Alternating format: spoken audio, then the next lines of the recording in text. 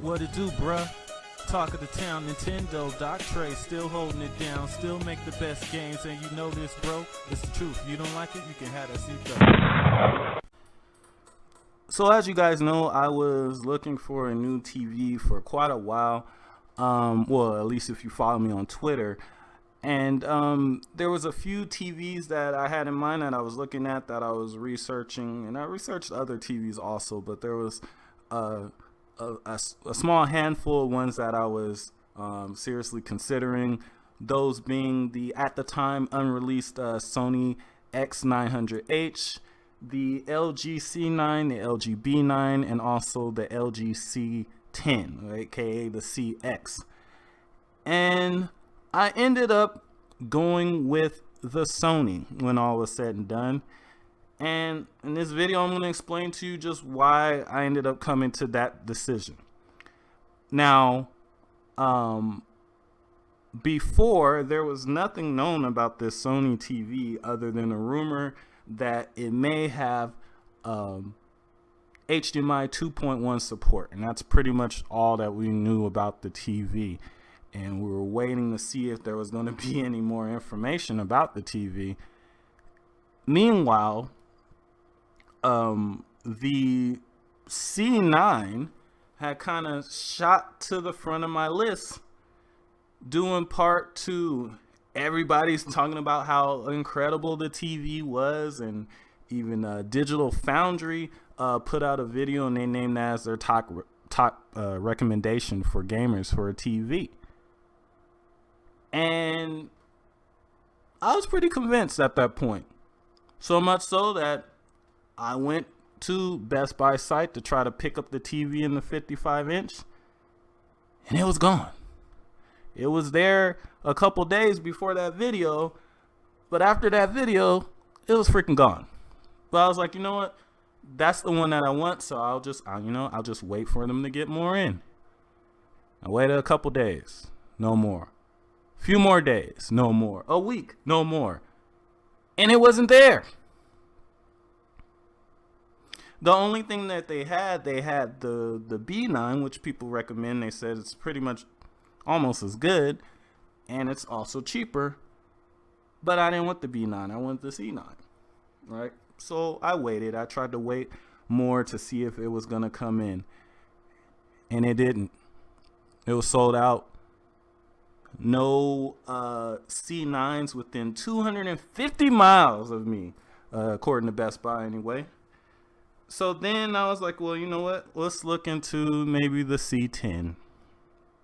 The C10 was going to be around the same price as the 55-inch C9, but only 48 inches. Now, I wasn't too hung up on how big the TV was. My past TV was only 46 inches, and honestly, I didn't think that was that big of a deal. So I was just going to go with the 48-inch.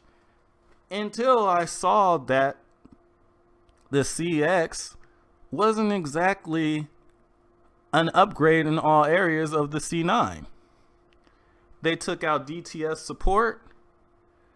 They took out the full flat HDMI 2.1 bandwidth, even though it probably doesn't really matter.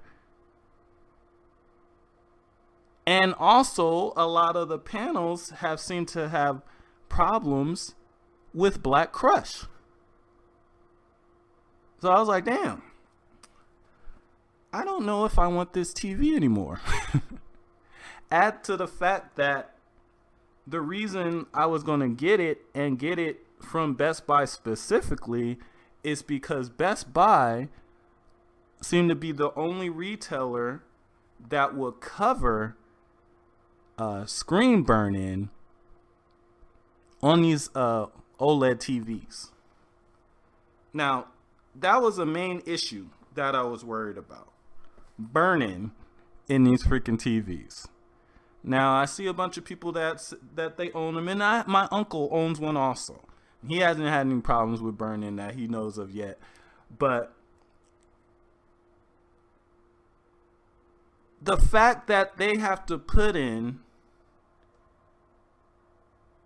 things like the fact that they have to put in things in the TV just to keep the screen from burning in, and LG themselves won't cover burn in, that got me shook.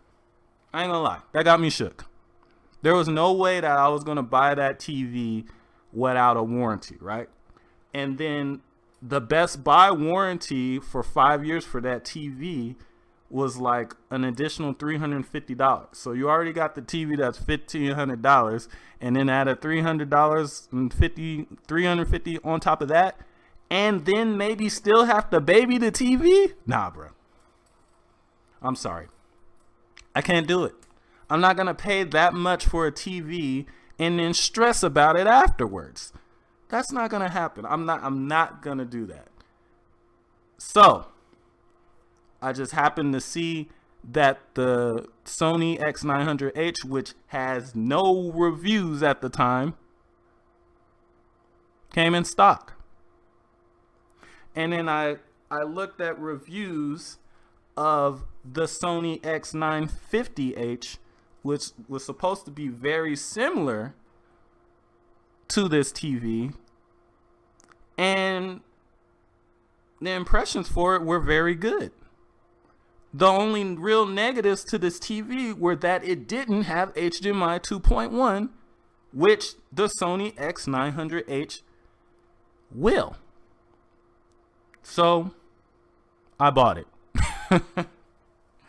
I bought it. There was no reviews for the TV.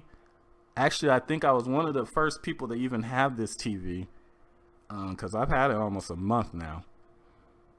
And still, there is only one official professional review of this TV so far, which is freaking mind-boggling to me. But, I'm sorry, this video is really dragging on. But anyway, so one of the main reasons, though, that I went with the Sony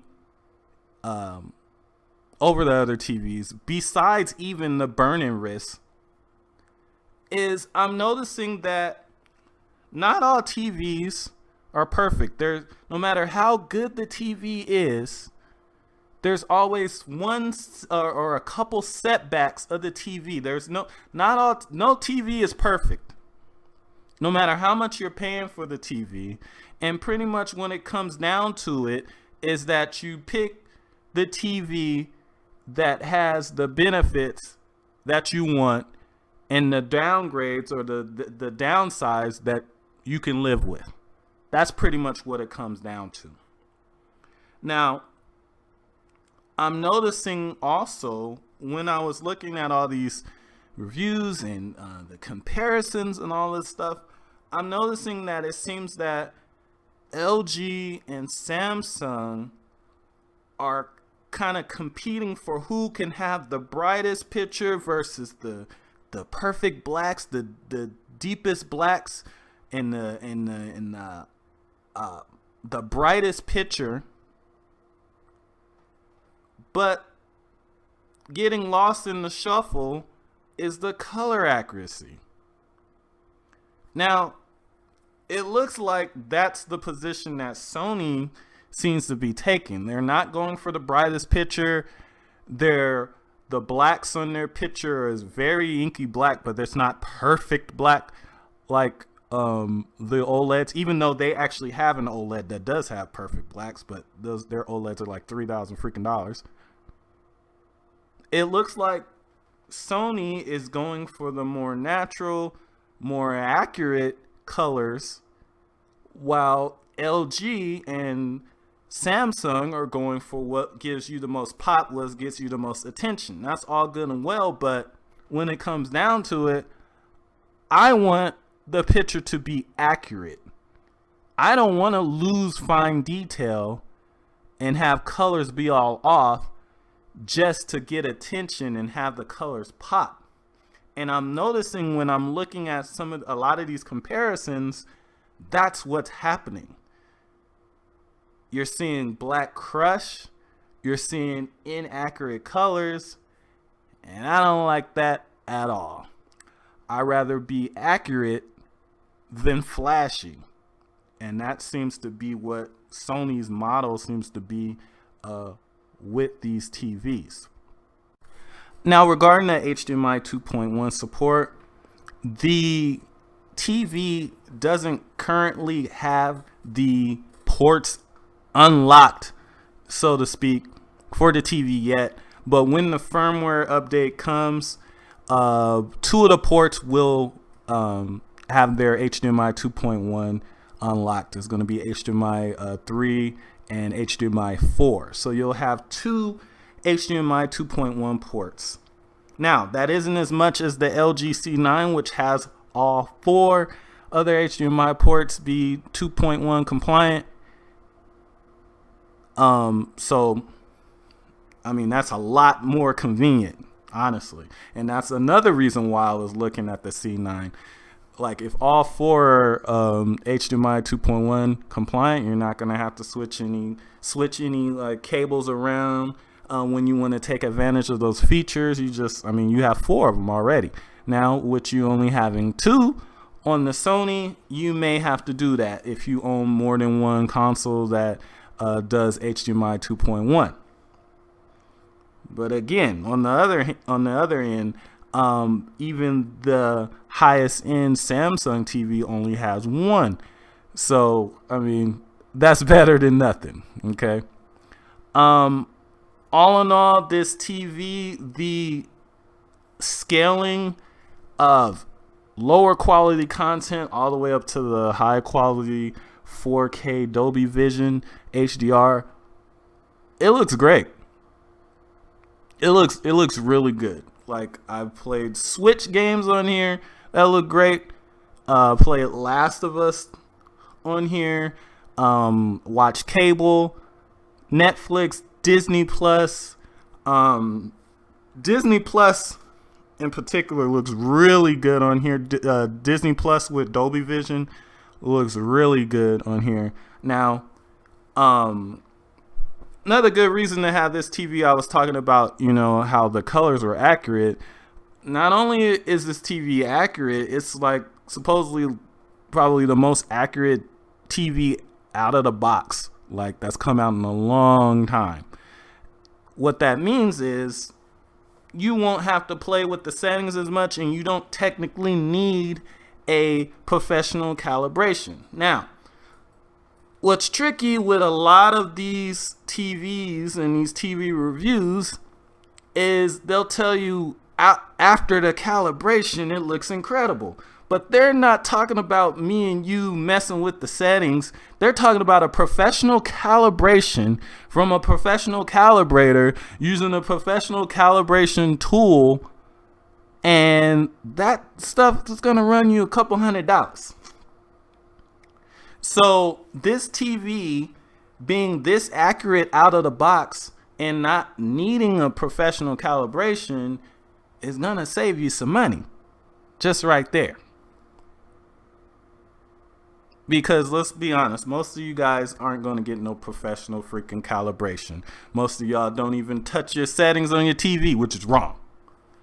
But if you get this TV and you set it to pretty much the custom settings, I mean, you're good. Now, I might make a video showing my settings, because you have to have settings for each like input. Like, you have a separate settings for Switch, PlayStation 4.